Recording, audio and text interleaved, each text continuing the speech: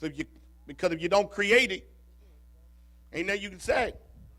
But every successful person, man, y'all got to get this. Every successful person has a system. That's why, Mike, whenever these coaches leave coaching, what do they become? Inspirational speakers. Tony Dungy makes millions of dollars speaking. They all write a book. Vince Lombardi's been dead for years, and his book is still selling.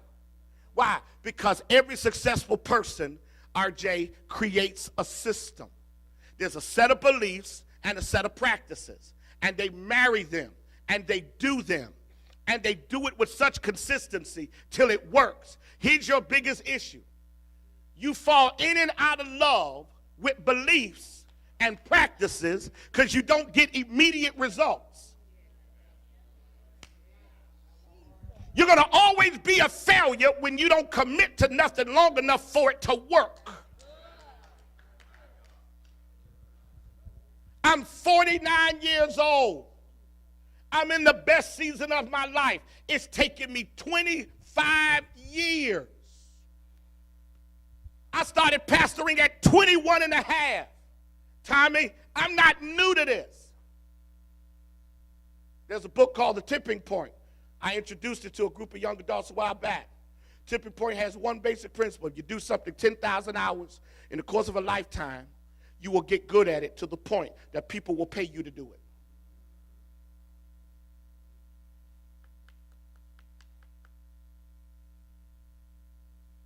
Here's the difference between people who succeed and people who struggle.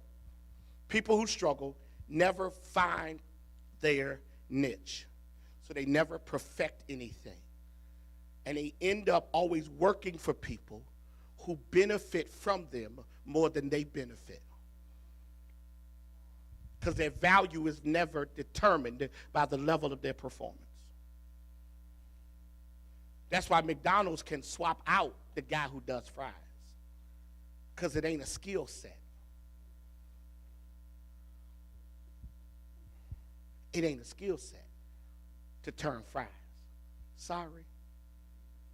It ain't.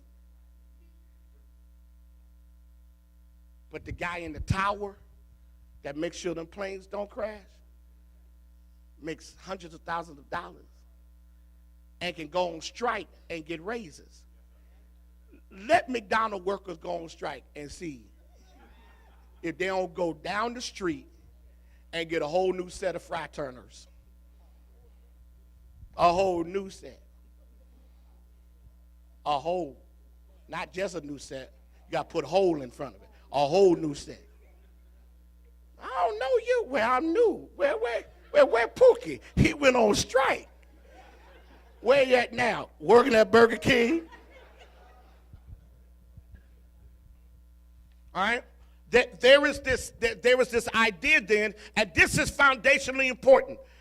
Every successful person has a system. So one of the first things you got to begin to understand is, what am I doing intentionally that produces my outcome? I'm going to walk you through the principles. But I'm trying to get you to grasp this, man. Everybody ain't getting this. Some of y'all looking at me. But, man, about the 8 of y'all that do, you're going to build this building. Because here's what changes life. The moment you start saying, okay, this is what I want, this is what I believe God has for me, this is what it takes, and you start creating the environment for it to be achieved, everything around you changes. That's why teenagers, listen, Terry, you can be a millionaire. How old are you, son? You can be a millionaire by 30 if you work a system. By 30, how old are you guys? By 35, your mom and dad can be retired living off you. You want to know why? Because here's what's deep. People who understand this, and see, and can I be real? Black folk ain't taught this stuff as children and teenagers. We ain't taught this. You know what we taught to do? Go get a job. I mean, years ago, I went to Paris, and we ended up in a tour with a lot of and we were the only persons. And there was a family from Greensboro. The father owns an insurance company, very successful. His oldest son is in college. And I watched this father whose sons work his business. RJ, do your sons go to the shop with you and sweep the floor? You're cheating them because they need to watch you make money. And then you give them a quarter for sweeping the floor, and then you teach them what a Polish sweat floor gets them. No quarter. I watched this man require his son to pay for some of his own trip from the money he paid him. It was his money. But he made his son take responsibility. Why? He was teaching him a system. Everyone say system. And so if you don't have a system, I'm going to give you one. It's called principles. And the Bible is nothing, Shana, but principles. That's all it is. Okay, watch this. Y'all still here? Here's the most important question. You still interested? Okay, let's go to the next level. Proverbs chapter 3, verse 2. Write it down. We don't have time to read it. You don't have time to turn to it. I'll read it for you. This is the verse I want to launch into this. Proverbs chapter 3, verse 2. My teaching will give you a long and prosperous life. That's all I want you to, I want you to go home and I want you to read it, Bernice. My teaching will give you, that's the anointing that's over my life. That's the oil that's over my life. My teaching will give you a long and prosperous life. What good is it to be prosperous and you can't enjoy it? And here's one of the things that we got to do. No, listen. No matter where your life has started, you can break the curse of the dysfunction of your past by making some decisions so amazingly intentional till everything in your life looks, Tammy, so different from everything your life has ever looked like. Whoever birthed you and wherever you came from does not have to be the life you live every day. I need y'all to get this. I need y'all to get this. Watch this. Let me give you these principles. Some of them I have Bible verses to. Some of them I don't. It's 10. I'm going to give them to you. I'm going to hit them and keep moving. Okay? These are the building blocks of my success. Here's the first one. You ready? I stay correction ready. Now, these are not in order of priority. They actually came to me as I was writing. I stay correction ready. Write down Proverbs chapter 3, verses 11 through 18. I stay correction ready. The very first principle of my life is that I stay correction ready. Now, what does staying correction ready mean? Here it is, Papa. Correction ready means, this is huge, every situation is a teachable moment. Okay. James, son, pay attention. Every situation is a teachable moment. Remember you got in trouble? What did you learn? All right. It was supposed to teach you.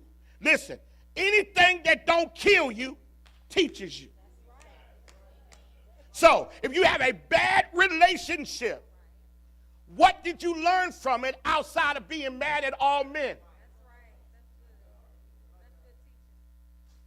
If you got fired, what did you learn? That's why before you go get married, you need to be counseled. And not counseled so you can get married. Counseled so you can stay married.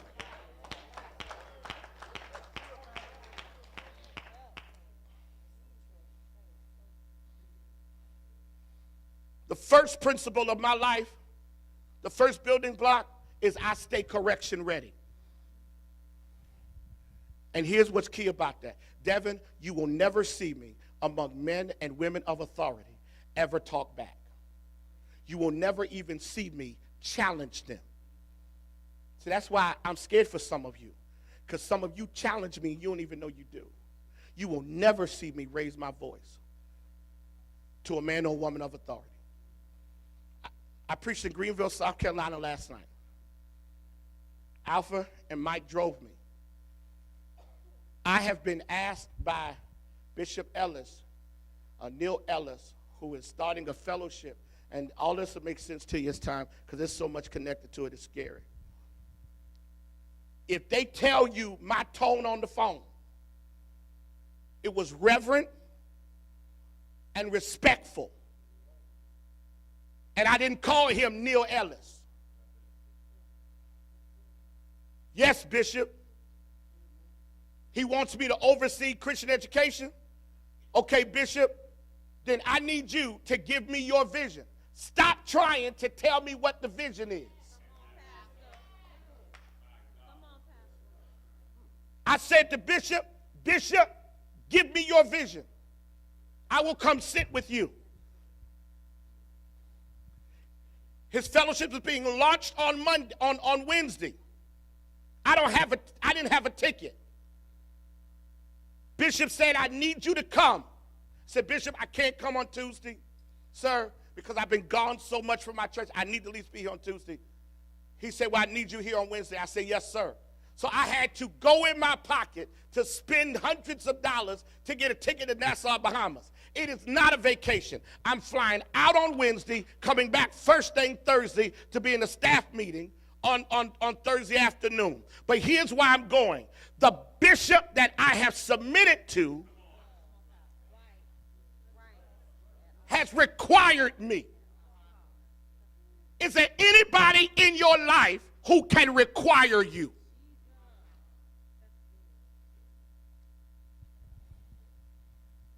Spoon, my church ain't as big as his, but my reputation, I preach as much if not more than Bishop. But you know what? I'll never disrespect him. I ain't crazy. Are y'all feeling this? And this is the generation that loves to disrespect authority. And I'm going to be very frank. Some of it is because of what we as preachers have created. But when God gives you a man or a woman you can look to as a positive example, you don't take that relationship lightly. Are y'all hearing me? So I stay correction ready. It is nothing for my dad to pick up the phone, call me, tell me I need to work on something. And the stuff that I have not listened to them about, I have regretted the decision.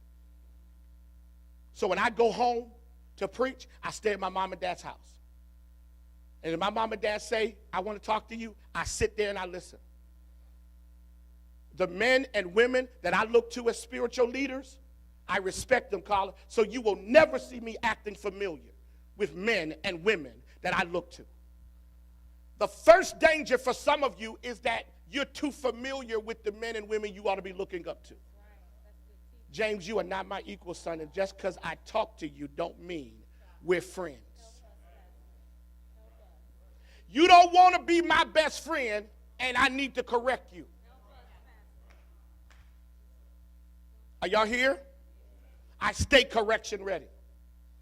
So at any moment, I can be corrected. I can be, and no offense comes with it. I can be corrected by my wife. No offense. Here's why. Because you need to create relationships with people who you know care about you and are trying to protect you. So when you correct me, when your mom corrects you, she's protecting you. So this rebellious tendency to want to talk back is setting you up for spiritual failure. Man, y'all teenagers better learn to be quiet. Don't you raise your mouth to your mama. Don't you do it. If you can't pay the bills, you ain't got no opinion. That ain't your house. You just occupying space. Because I promise you, if they die, your name ain't on it. Come on, come on. That's why when you young people here, you got to develop, son, the ability to be corrected. Here's why. Because people that can be corrected tend to not go to jail. I've never been arrested. I've never been to jail. I've never been in rehab. You want to know why? Because I'm scared of the police.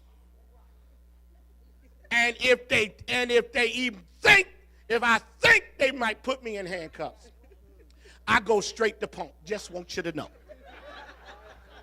I cry quicker than you can ever. I beg them. I'm sorry. I won't do it no more. I'm sorry. Call me whatever you want. I ain't been to jail. I don't know what to do with an 8 to 12. I don't do 8 to 10. I don't want my toilet so everybody can see, and I want to be sleeping under somebody that's got, I don't know. I want to be the baddest man in the jail. I stay corrected ready. I can be corrected. There's some people that are not here tonight that have sent the wrong message to me. It says they can't be corrected. So now I got to make some decisions. Because I can't attach myself to folk that don't understand seasons. Number 2, this is huge. The second building block is I trust and submit to experts. I trust and submit to experts. One of the most important things that have happened in my life is I submit to experts. What is an expert? Someone who does it better than me, that will help me do it better. I submit to experts. Some people wonder, why did I have Kenny Atkins here on Monday? Kenny Atkins, Pastor Atkins, and all of his Pastor Atkins-ness. You want to know why I have him here? Because he's the man who has taken my Google numbers from less than 10,000 in May. Here are my Google numbers as of Monday. How many people who over the country have gone, who have looked for me via the internet? Here's my Google numbers. 186,000. 186,000 people have asked, who is John Guns? Now just imagine that I could take that number and quantify that. Quantify means I could take that number and add a value to it, Tommy. You know how much money 186,000 Google hits are? When it's done right? Why do you think, how do you think some of this stuff is done? How do you think they determine who's hot? What's the word now? Who's trending? Here's what's amazing. Kenny Atkins is an expert at marketing and PR. He does it so well till he took Operation Save Our Sons, which was going to be about 150 kids, and he turned it into a citywide event where over 1,000 people came, 1,000 kids came. The boy is so good till he's made Operation Save Our Sons relevant. He's an expert. So you know what I do? I listen to him. Let me tell y'all this. When you get to a certain level in your life, you're going to need 3 people in your life. A banker, a CPA, and a lawyer. And they're going to all need to be able to tell you, shut up, I got it. Here's what's deep. If you're the smartest person in your circle, you're in a dumb season.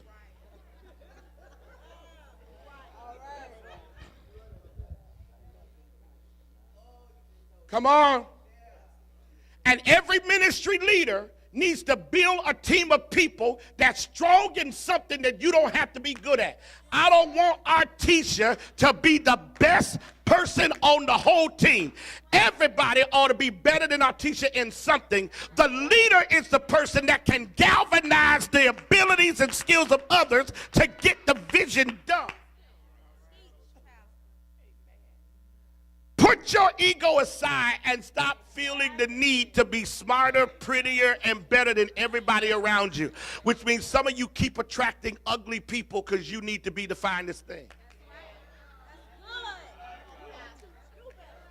I'm trying to help you. And I'm not just talking about looks. I'm talking about skill. I'm talking about attitude, everything. You keep attracting people that are broke, so they're going to always need to pay for you. You're going to always be paying for everybody. What good is it to be the big baller when you are still little? Come on, guys, wake up. Are y'all here? This is key. This is key. This is vital. So here's what's deep. You ready? I understand my limits. No. It's two. This is still under number two. Number two. I understand my limits, and I embrace others' ability who are excellent and efficient. I understand my limits. That's the very first thing. You can't trust experts until you understand your own limits. And then but watch this, but you got to embrace others' ability. But here's what you're looking for, Devin. Stephanie, watch this, Aharia. You're looking for people who are excellent and efficient. I don't need you to work so hard till you drain me. Are y'all still here? I'm teaching over your head to bring you to your next level. You have to create an environment where experts feel comfortable being around you. Apple listen, Steve Jobs got all the credit for Apple, but he ain't create the iPad.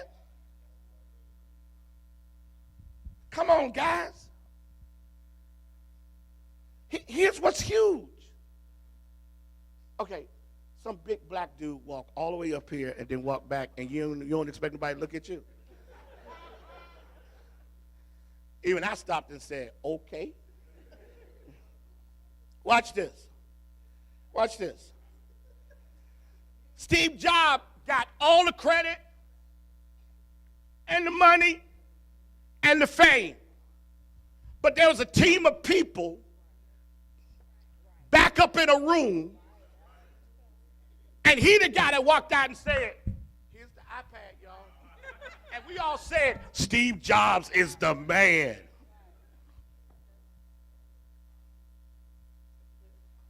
Okay, here's the question. When you started at this church, what was your skill set in terms of ministry? Nothing. Nothing. His skill set was, I go to church. He wasn't even a deacon. He was a person, a member. He was a member. Wasn't even a good one. He's just here, trying to love Jesus. Shut up. Listen. Now, what are you? Executive pastor. Yes, you are. How close are you to earning your master's, your second master's? 4 more classes. All right. What is your expertise? Leadership development. And what do I let you do? Develop our leaders. Do I bother you? Nope. I do not. Let me help you. Tiffany, how much do I bother you by praise and worship now? Not at all. Do I? When you send me all these long spiritual texts. I mean, long. She done heard the Lord at 3 a.m. I was praying, and as I was praying, and I saw angels flapping around, speaking in heavenly language. Pastor, I believe that praise and worship, blah, blah, blah, blah, blah. And then what do? Right. Like, all right. Or, awesome. That's my I'm done talking to you. Or, cool. When I say that, that means I trust you. Fontaine, it doesn't mean I'm blowing you off. It means I trust you. Why? Because I figured out I can't do everything and do everything.